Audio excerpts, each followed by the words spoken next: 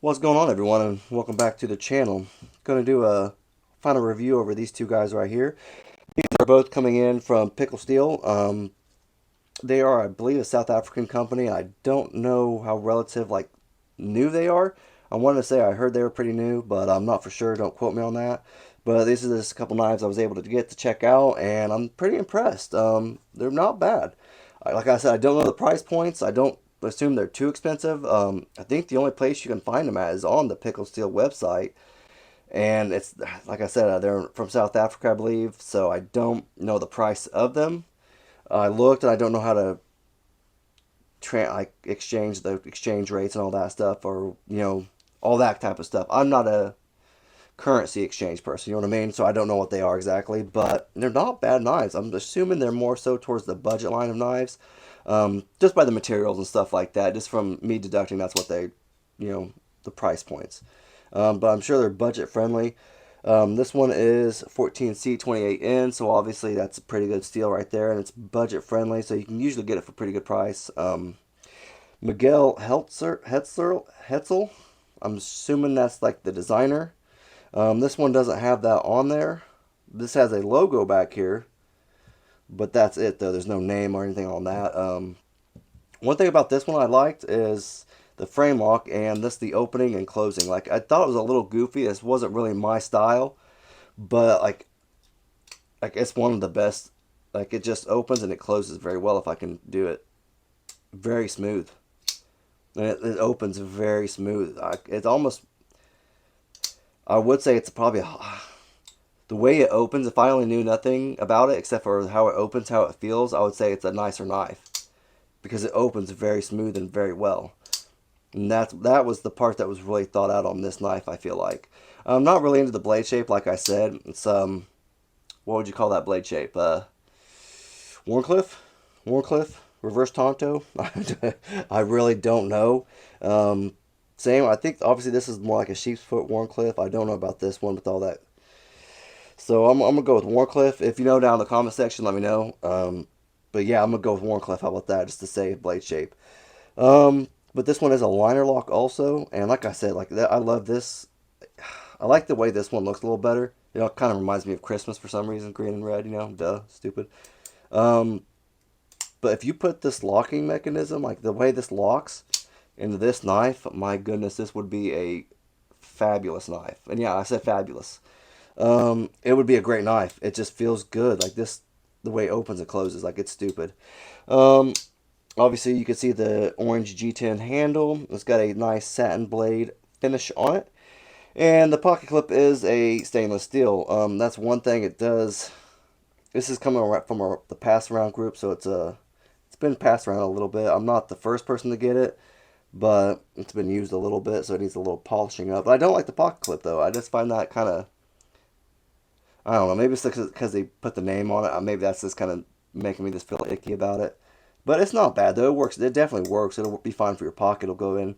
The pocket clip is recessed, which is nice right there. The screws are.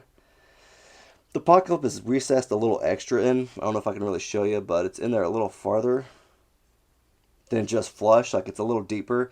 So that helps with the screws. Like, the screws aren't exactly flush with the orange G10 handle. They stick out. It's the hairball, as you can see, just barely. But that pocket clip being recessed a little further helps it out. So it's kind of makes it nice. It makes sense. Helps it out. Also, the pocket clip is reversible, which is nice. I wish they would have put a filler tab right there, but not all knife companies do that. So I'm sure that's what you get when you pay for it. You've got a lanyard hole right there, and some honestly beautiful thumb studs. I love these thumb studs. I like them. They look pretty decent. I like the design of them. It's a little thicker knife, so that's probably why they stick out a little further. But super, just this great thumb studs. Not sharp or anything like that. They work very well. Even the flipper tab works great. Um, I would say this is a pretty good knife overall. Like, it really is. I can't talk anything bad about it. It's the kind of goofy little blade shape for me, but it just works very well. And we'll check the links and everything until I get done with this one. We'll check the links out of both and like screws and stuff like that to make it all in one. But this is the Warhog right there. Yeah, Warhog. D2 steel. You have that black washed blade right there for it. Pretty big little guy right there. Nice little axis or clutch lock or uh yeah, lock mechanism right there. Crossbar lock, whatever you want to call it. It doesn't have the actual name for it, so I'll just go with crossbar lock. You have a wire pocket clip, which is freaking. The thing about this thing is like it doesn't. I don't know if the screw's so freaking tight or what, but it barely comes up. Like that's me squeezing my fingers under there and trying to get it up. So that's a little tight for me. Another thing about this, I wish the thumb studs were just maybe a hairball bigger. Because sometimes I do have a little problem reverse flipping. I think that if they were a little bigger, you could get a little more real estate on it and really kind of flip it open pretty well. I think it's just because it's such a big blade, like it's wide, you know what I mean? And it is kind of thick, but it's not too bad. Um, but very sturdy. Like it's if you want like a hacking around, doing some yard work type stuff on type of knife, like this one right here is going to be for you because it is all up and it's all down that alley right there. Um, D2 steel. Obviously, it's not 14C like the other one. This one is D2. The wire pot clip's a little tight, but it is also reversible. Um, I wish they would put a screw over here just to make it look uniform, but that's me though. That's my preference. Um, OD green micarta inlay with the aluminum on it, so that's kind of nice, not too shabby. Again, it kind of reminds me of Christmas for some reason. If you can't guess why, like I just said earlier, black and green, right? It just I don't know why. Maybe that's just the colors they wanted to go with, or maybe they wanted the Christmas theme. I don't know, but yeah. So the blade length for the cutting edge is about 2.9, and the overall is about 7.6. And for this guy right here, the cutting edge is about 3.5, maybe 3.55, and this is about 8.1. So not bad. This one's obviously a little longer. Let's get some weight for you real quick and get the scale out. I got this. I can't get over this knife, how well it closes and opens. This is, I don't know what, it's just phenomenal. It really is. I cannot get over that. Like it is a great opening knife. This is crazy. It makes me want to check out more of their stuff. Maybe it's because it's the liner lock. I don't know what they all did, but it's nice. Opens and closes very smooth. The liner pushes over very well. Usually I like a little bit of texturing on the liner right here, just so it helps with that, like with moving it over. But with this knife, I don't have any problem at all. It's pretty decent. It's dish.